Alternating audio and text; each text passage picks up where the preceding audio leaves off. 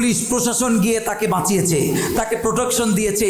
যে এসআই তাকে বাঁচিয়েছে সেই এসআই এর ঈমান নষ্ট হয়ে গিয়েছে। চিৎকার মেরে বলেন ঠিক কিনা?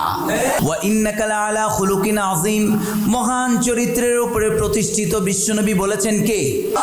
সেই রসুলরে গালি দেয় এমন গালিবাজ বাংলার জমিনে আছে না নাই?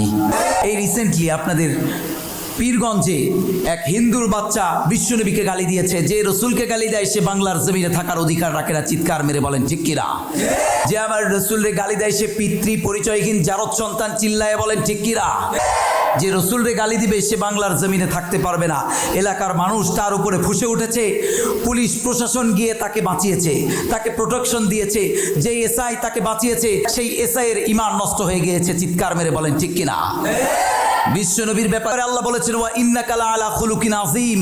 আযীম শব্দ ব্যবহার করেছেন সেই রসুলরে যে গালি দেয় সে বাংলার জমিনে থাকার অধিকার রাখে না। চিৎকার মেরে বলেন ঠিক কিনা? বিশ্বনবী নিজেও বলতেন আল্লাহ আমাকে এক্সট্রাঅর্ডিনারি দিয়েছে, আল্লাহ আমাকে 5টি জিনিস দিয়েছে, পৃথিবীর কোনো মানুষকে দেয় নাই।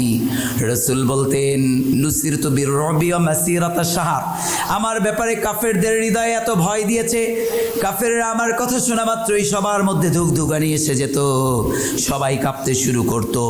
জুইলাত লিয়াল আরদু কুল্লুহা ওয়া মাসজিদা ওয়া তাহুরা, পুরা জমিনটারে নামাজের জায়গা আল্লাহ তাআলা বানিয়ে দিয়েছে। ওয়া তাহুরা, তায়াম্মুমের বিধান আমার জামানায় এসেছে।